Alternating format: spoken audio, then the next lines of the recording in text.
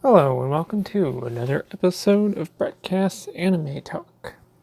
I recently got around to watching the second half of the anime Mobile Suit Gundam Thunderbolt in the compilation film called Bandit Flower. Now, before this, I went back and rewatched the first one called December Sky, and after watching both, I must tell you that Thunderbolt is one of the most amazing anime that I've seen in the Gundam franchise.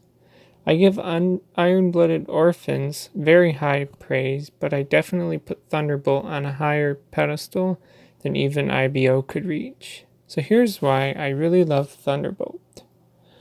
First, the characters are really well written. Eo Fleming is one of the cockiest Gundam pilots I have seen in any Gundam anime, and I just love it. He thinks that he is untouchable no matter if he's piloting the full armor Thunderbolt Gundam as he does in the first part, or in the Atlas Gundam as he does in the second half. I especially love the drama between Io and Bianca in the second half. Those two really go along very well, and I love the scene with Io and Bianca in the studio playing that jazz song together. They also flesh out some of the characters on the Zeon side, which I really love. Daryl Lorenz, a member of the Living Dead division, is such an interesting character. People love him for all the surface to Zeon he's done, being the pilot of the Psycho Zaku in the first half, and willing to make the sacrifice to remove all his limbs and get prosthetic ones just to be able to pilot that Zaku to its fullest. While everyone adores him, he's having a personal struggle with not being able to figure out how much of him is still human. But he never really lets that struggle get in the way of how he is in combat. The mobile suit design is kind of hit and miss for me. I like the Thunderbolt Gundam in the first half, though I think that all the shields it has is overdoing it a bit, but it's protection and all that. I will say that I'm not a fan of the Atlas Gundam. Those booster things it uses looks odd, and the shield looks really ugly in my opinion. Colors are not that great either. There's too much yellow on the suit. Maybe I'm more used to a Gundam having the typical Gundam cover colors of red, white, blue, and a little bit of yellow here and there. And I give them credit for going away from the typical colors. I'm just not a fan of it. I also find it a bit funny that the Atlas Gundam is a part of the RX-78 family of mobile suits because compared to the RX-78-2, they don't share much of anything except for the RX-78 in the name of the mobile suit. The other Federation suits are fine. They're just GMs and gun cannons, and you can't go wrong with that classic mobile suit. Then there's the Psycho Zaku. It's an alright design. Just a regular Zaku, but what I don't like is all the crap that's attached to its back. It's just so big, bulky, and kind of ugly. I wish they could have designed this part better, but you can't win them all.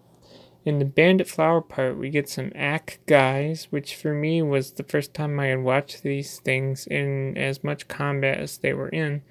And I really don't mind the design, but they do look like mechanical teddy bears.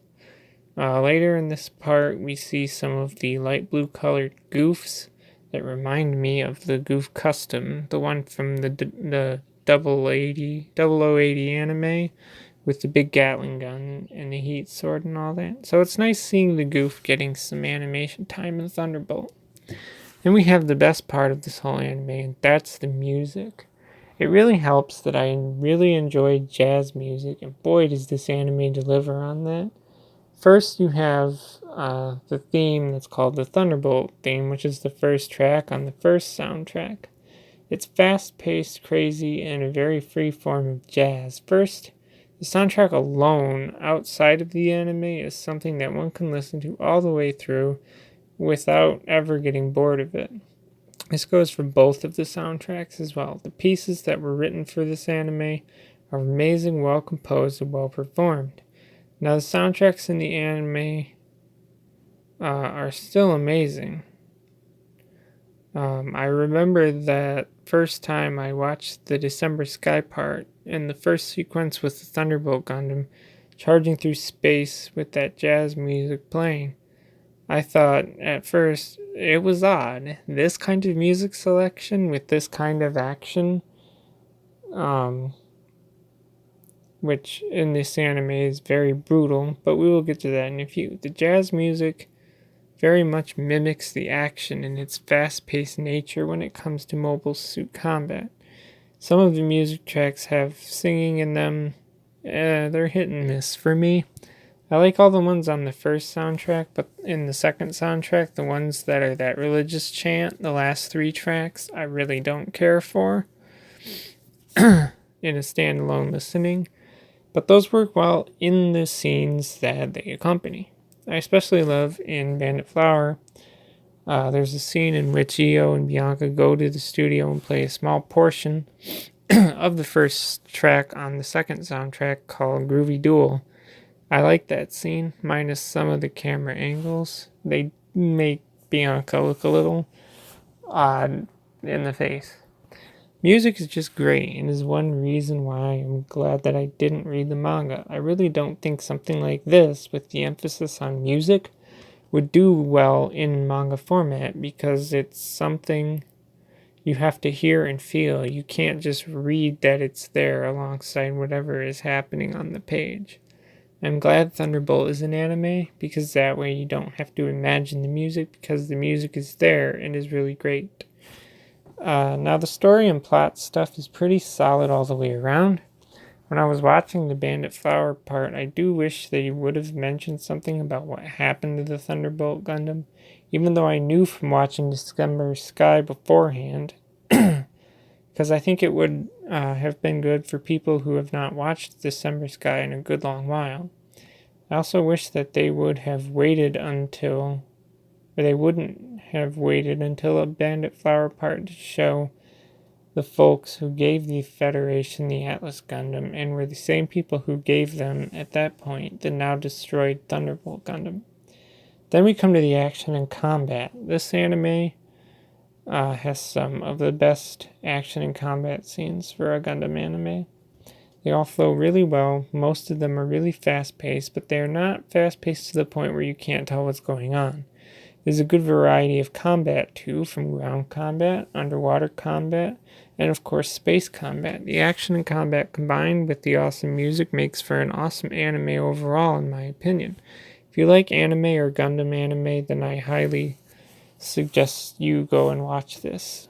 Final thing that's related to the anime I want to talk about are the gunpla kits tied to it.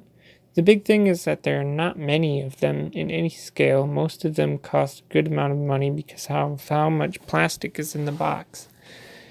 For high-grade kits, there is the RX-79 GX Ground Type S version, the FA-71 or 78-1 Full Armor Thunderbolt Gundam, the MS-06 Mass Production Type Zaku 2 plus Big Gun, and the Atlas Gundam. For master grade kits, there's the FA-78-1 Full Armor Thunderbolt Gundam Last Session version, High Mobility Psycho Zaku for Ka, and the Psycho Zaku Last Session version.